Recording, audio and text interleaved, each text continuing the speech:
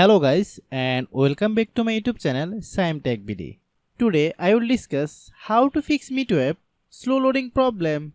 I have a request, if you are newer to channel, please subscribe and stay with us. Click settings, click apps,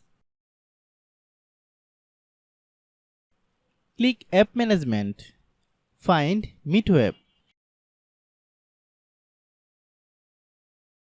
Click MEETO app,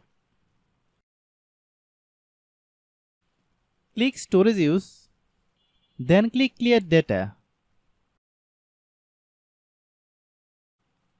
Click back, then click about. Click storage, then click clean up. After complete scanning, click clean, then restart your phone. After restarting, then open Google Play Store.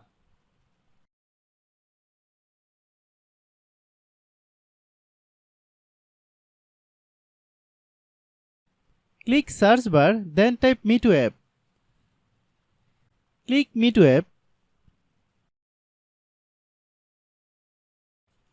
If you get any update, please update.